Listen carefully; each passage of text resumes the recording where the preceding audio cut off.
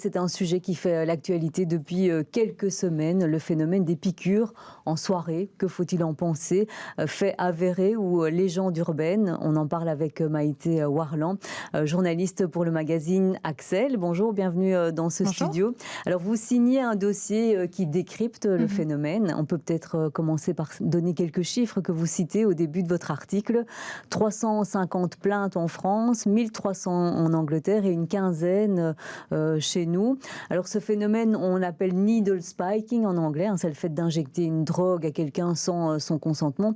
En fait, ce n'est pas quelque chose de nouveau, mais qui semble être en recrudescence actuellement. Oui, tout à fait. On l'a constaté d'abord en Angleterre. C'est le premier pays où on a vu cette recrudescence. Ça s'est passé en automne dernier.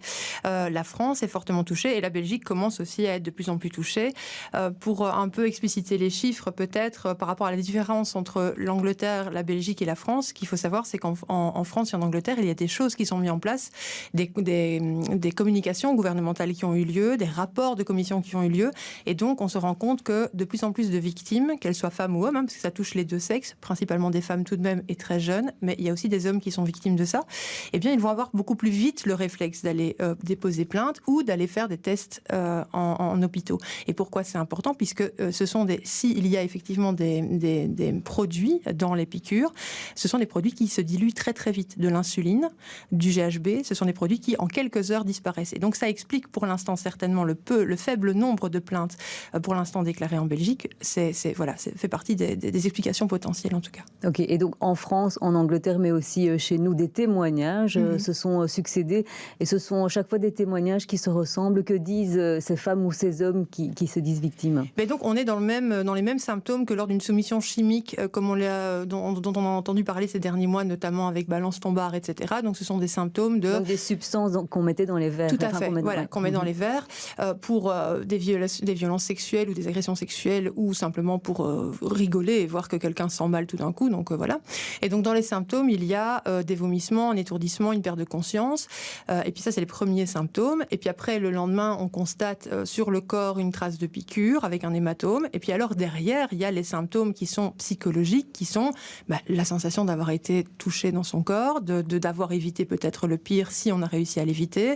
Et donc psychologiquement, il y a des insomnies et des choses comme ça qui se mettent en place aussi. Donc ce sont vraiment des symptômes qui sont importants, intéressants et qu'il faut absolument entendre les victimes quand elles en parlent. Et donc il y a eu tout un emballement médiatique autour de ces témoignages. Et donc il y a aussi cette question de savoir est-ce que on exagère ou pas? Est-ce que c'est entre guillemets monté en épingle, même si le terme est peut-être mal utilisé. Et donc certains médias ont eu tendance à dire, ou certains experts aussi à dire, en fait on exagère vraiment le phénomène et on veut créer une sorte de psychose. Vous qui avez mené l'enquête, vous avez quel sentiment par rapport à ça? Mais moi j'ai le sentiment que comme souvent sur des sujets de ce style qui ont trait aux violences et qui ne sont pas des sujets que les médias mainstream traitent de manière profonde, on a un mauvais traitement médiatique de certains, pas tous. Il y a eu des très chouettes articles et très chouettes reportages, mais il y en a qui ont vraiment fait du mal à la parole des victimes parce qu'il y a deux risques. D'abord, décrédibiliser la parole des victimes aujourd'hui de needle speaking en Belgique ou ailleurs. Et puis le deuxième risque, c'est de mettre l'opprobre sur l'entièreté des paroles qui a été libérée ces derniers mois sur la soumission chimique, le GHB, balance tombard, etc. Et donc, on rappelle encore une fois simplement qu'au niveau du traitement médiatique des violences, les médias, comme le recommande l'Association des journalistes professionnels, comme le recommande le Conseil de déontologie, doivent utiliser des mots concrets, corrects. Donc, on peut entendre de dire un paragraphe en disant, bon voilà, les faits, c'est qu'aujourd'hui, effectivement, en Belgique, il y a peu de plaintes, il y a peu de faits avérés. Mais parler de légende urbaine et de psychose, si demain, vous-même, vous êtes victime, vous allez peut-être vous dire, bon, ça va, je ne vais pas aller porter plainte, c'est que je fabule, etc. Donc, on crée, si vous voulez, le serpent, le cercle non vertueux avec ce genre de... Vous pensez que ce cercle, il vient du fait qu'on manque de faits pour le moment et qu'on se pose des questions? C'est possible aussi qu'il y ait une similitude avec des légendes urbaines qui font partie de nos sociétés avec des piqûres, c'est déjà arrivé aussi. Tout à fait. Mais donc, je pense qu'il y a un mélange des deux et qu'il est vraiment nécessaire de parler de faire comme on le fait aujourd'hui ensemble tous les trois, de discuter. Si vous avez des symptômes, allez à la police, allez porter plainte, allez surtout d'abord dans les hôpitaux, les CPVS, donc les centres de prise en charge pour les victimes de violences sexuelles, pour qu'on ait des chiffres. Parce qu'une fois c'est la première chose à faire. Si on a des doutes, c'est aller voir le centre centres de prévention sexuelle. Voilà, Et quel est le cheminement alors Mais donc, il y a plusieurs solutions. Soit on n'a pas de centre de prévention contre les violences sexuelles près de chez soi. Il y en a 6 aujourd'hui en Belgique. Ça commence à se développer. Vous trouverez les adresses sur violencesexuelles.be. Violencesexuelles.be. Donc vous les avez tout près de chez vous. Si vous n'avez pas l'opportunité d'y aller, mais que vous préférez aller dans un hôpital plus proche de chez vous, vous y allez, vous expliquez et on espère aujourd'hui que les soignants et les soignantes sont assez conscientisés sur le phénomène pour faire des tests et pour garder ces tests, conserver ces tests quelques jours, comme ça dans l'éventualité où vous auriez envie de porter plainte suite à ce qu'il s'est passé, eh bien vous puissiez bénéficier de preuves et ces preuves vont permettre à la police de dire oui effectivement il y a un phénomène et aux médias de dire oui effectivement il y a un phénomène concret.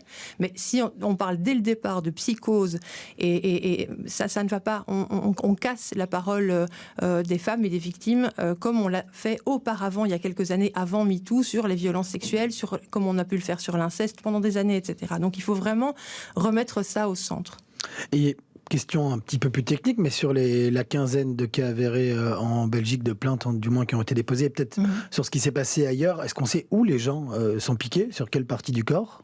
Ça dépend. Moi, de ce que j'ai lu dans tous les témoignages que j'ai lus, ça peut être à l'arrière du corps, donc sur le haut des fesses, les jambes parfois, les bras. Donc c'est vraiment n'importe où, et c'est aussi dans n'importe quel lieu, c'est-à-dire que c'est pas seulement en discothèque, ça peut être aussi, on l'a vu, dans un match de foot en Flandre, c'est dans un match de foot. Donc on ne veut pas faire un focus uniquement sur les lieux de fête, mais les lieux de rassemblement où il y a ce phénomène de plus en plus présent ces derniers mois.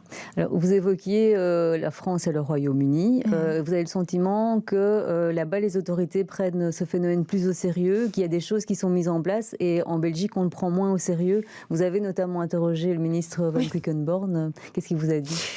Alors, on va d'abord resituer ce qui se passe en Angleterre et en France. En Angleterre et en France, donc la France a très rapidement, au tout début du mois de mai, fait une vidéo sur les réseaux sociaux pour rappeler la communication à avoir vers les victimes. Donc, si vous êtes victime, elle a donné des numéros d'urgence, etc. Donc ça, c'était une communication réalisée par le ministère de l'Intérieur.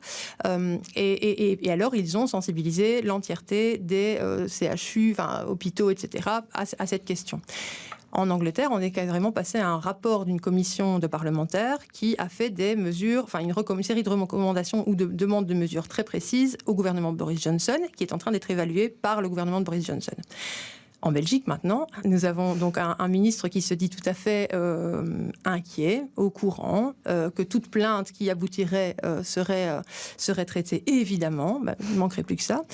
Mais par contre, dans la deuxième partie de l'interview, M. Van Quickenborne nous parle d'hystérie, donc les féministes qui nous entendent apprécieront, d'hystérie collective, il ne faut pas clouer au pilori des réseaux sociaux, etc. Et donc, quelque part, malheureusement, patatraf, on retombe dans les phrases qui décrédibilisent la libération de la parole des victimes.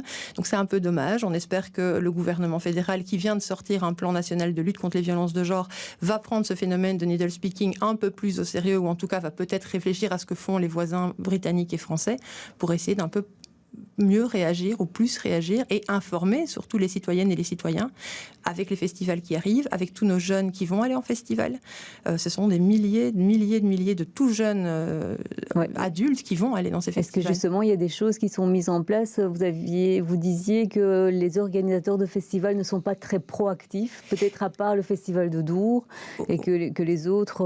En fait, le bon exemple pour l'instant que moi j'ai, mais dans ce que j'ai fait, c'est effectivement il y a certains festivals se sont dit sensibilisés. Il y a Dour, effectivement, il y a les Ardentes, notamment à Liège, mais il y a l'Esperanza, qui est en fait un super chouette festival sur ces questions-là, puisque depuis quelques années maintenant, il y a le plan Sacha qui est déployé chez eux. Le plan Sacha, c'est un plan qui aide les organisateurs de ce festival, mais aussi tous les gens qui viennent tous les festivaliers et les festivalières, à être pris en charge en cas de harcèlement sexiste ou de violence sexuelle. Et ils ont décidé cette année, vu la recrudescence du phénomène, et même sans avoir effectivement, comme on le disait, de chiffres très précis, de sensibiliser davantage l'équipe du festival Esperanza, de prendre en charge une partie des mesures potentielles qui pourraient être mises en place pour justement, s'il arrive quelque chose à Esperanza, que la victime soit mieux prise en charge que s'il n'y avait pas eu cette sensibilisation. Et en termes de prévention, il y a des choses qui peuvent être mises en place dans les autres pays, la France et l'Angleterre. On sait que dans ce qui concerne la drogue dans les verres, il y a eu des innovations et des moyens de tenter de lutter contre préventivement. Est-ce que là, c'est possible? C'est très compliqué parce que dans un festival où il y a des milliers... Moi, je comprends tout à fait les organisateurs qui nous disent mais on ne va pas commencer commencer à fouiller tout le monde. Non, effectivement. Et donc, moi, mon sentiment, c'est d'abord, il faut informer, c'est que les gens soient au courant, fassent attention. Deuxièmement, pour ne pas culpabiliser non plus les victimes, parce qu'elles n'en peuvent rien, elles sont victimes, le fait d'en parler et de montrer que le gouvernement agit et réagit, peut-être que ça va dissuader certains de continuer à faire ce genre de choses, parce qu'on pourrait aussi imaginer dans le profil des auteurs de ce type d'agression que ce sont des petits plaisantins qui veulent effectivement, comme on l'a lu à droite et à gauche, mettre une panique. Mais derrière ça, au-delà de ça, il faut aussi rappeler que quand on fait peur aux femmes, elles restent chez elles. Et donc, de nouveau, c'est une manière, quelque part, de empêcher les femmes d'être dans un espace public, et aussi les hommes, puisqu'on l'a vu ici dernièrement, notamment dans un match de foot. Et peut-être encore un dernier mot sur ce que risquent les agresseurs, qui sont déjà difficiles en plus à trouver, parce que c'est très discret comme action. Tout à fait. Donc, vous disiez qu'une personne qui est arrêtée en possession, par exemple, de GHB, donc là, on ne parle pas forcément des seringues, mais aussi des substances qu'on met dans des verres, ne risque finalement pas grand-chose pour le moment? Non, pour l'instant, malheureusement, non. Donc, on est sur du 150 € d'amende pour une petite quantité, un peu plus pour une plus grosse quantité. Il faut savoir que le GHB, lui, ne peut pas être injecté parce qu'il est trop visqueux, mais donc c'est ce qu'on met donc, dans les verres. Voilà. Et donc, oui, non, c'est vrai que c'est vraiment assez minime. Je pense que ça aussi, au niveau du plan national de lutte contre les violences de genre, il est prévu, je pense, une réflexion autour de tous ces produits-là et de la sanction un peu plus forte qu'il doit y avoir tout en ne pénalisant pas les usagers de drogue. On doit vraiment faire la différence. Moi, je ne suis pas là pour culpabiliser les personnes qui usent de la drogue pour elles-mêmes. Mais en tout cas, celles qui l'utiliseraient à des fins de crimes, de délits, d'agression, d'harcèlement, alors là, il faut effectivement monter les sanctions.